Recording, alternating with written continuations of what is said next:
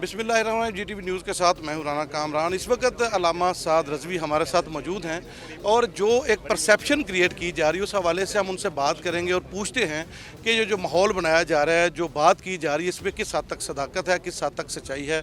साहब, पहले तो हम सबसे ये पहले बताइएगा कि जब आपने ये एहतजाज शुरू किया उसके बाद फौरी खबरें हैं कि फौरी तौर पे आपके खिलाफ एक्शन ले लिया गया, कारकुनों पे तशद्दुद शुरू कर दिया गया।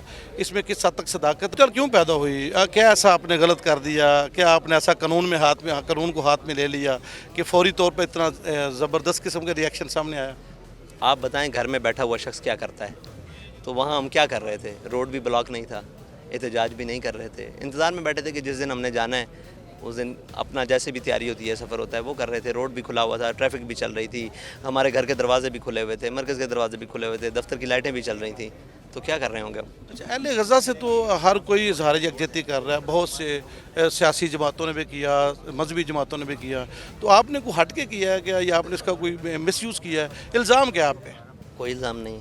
तो क्यों आपको पुरतशद्दुद क्यों समझा जाता है? आपको क्यों, आप पे ये इल्ज़ाम है? अभी ये रिएक्शन है, यही कहा जा रहा है कि आप पुरतशद्दुद जमात हैं। हम तो आपके पास बैठे हैं, हम आपसे बात कर रहे हैं। ये तो मैं नाज़रीन के लिए पूछ रहा हूँ कि जो लोग आपको नहीं, जिनकी आप तक रसाई नहीं है, ज़ाहिर है वो आपके मुंह से बात सुनेंगे तो उसका और आउटपुट आएगी। कोई 15 मिनट के लिए सारे कैमरे हमारी तरफ करें ना, तो हम इनके पोल खोल के पूरी कौम को बता देंगे कि ये इनका क्या हाल है। क्या इस तरह अपने कौम के बच्चों के साथ या इस तरह कौम के साथ और इस तरह लोगों के साथ डील किया जाता है जो हमारे साथ किया गया? और ये सारे जो अब यहाँ हम बैठे हैं, ये सारे का सबब तो हुकूमत खुद है। हमारा तो प्रोग्राम था वहाँ फैज़ाबाद से वहाँ तक, और जनाब अब इन्होंने पूरे जनाब यहाँ से हमें निकलना पड़ गया, मजबूरी बन गई। यहाँ अब क्या प्लान क्या है आपका?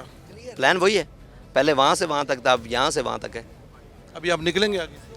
हाँ बिल्कुल, निकलेंगे, चलेंगे, बैठेंगे, उठेंगे, आपसे बात करेंगे, कोई ऐसे चले। तो क्या मुज़ाकरात के लिए कोई रब्ता हुआ किसी से? अभी तक तो हमारे साथ किसी ने रब्ता नहीं। ये लगता है कोई हालात अच्छी तरफ नहीं जा रहे। हालात जैसे भी हों, हम तो जा रहे हैं वहाँ जो हमारी मंजिल है। क्या आपने कारकुनों को क्या आपने कहा उनको? हमने उनको यही कहा है कि पुरअज़म रहें और पुरअमन रहें इंशाअल्लाह। आपका अच्छे रवाबत हैं, आपके अच्छे कॉन्टैक्ट्स हैं, आपका एक बड़ा रिस्पेक्ट का रिश्ता है बड़े, उसके बाद फिर इस तरह के हालात पैदा होना, क्या आपने एहतजाज की जब कॉल दी थी आपको मना किया गया कि आप एहतजाज ना करें? नहीं, हमारे साथ कोई ऐसी बात नहीं की गई, बिल्कुल नहीं बात की।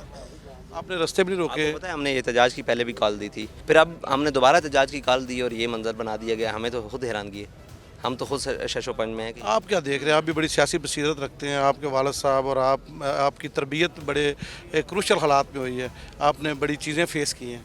अब आपकी जो लाशऊर है या आपका जो दूरअंदेशी है वो क्या कहती है?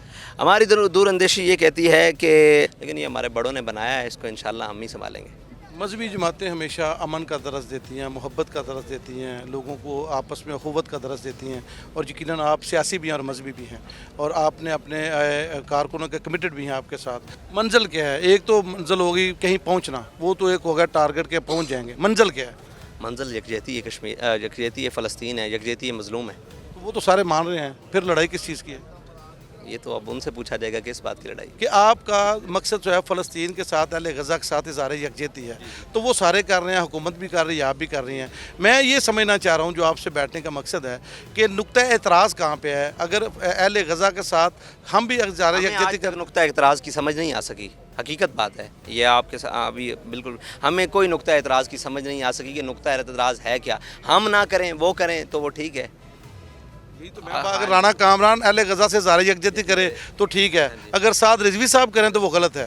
तो क्या साद रिजवी साहब की ज़ुबान में ऐसा क्या है कि वही चीज़ जो है वो यहाँ आगे नेगेटिव हो रही है? ये तो फिर उनसे पूछा जाए जिनको मसला है, हम तो करेंगे इंशाल्लाह।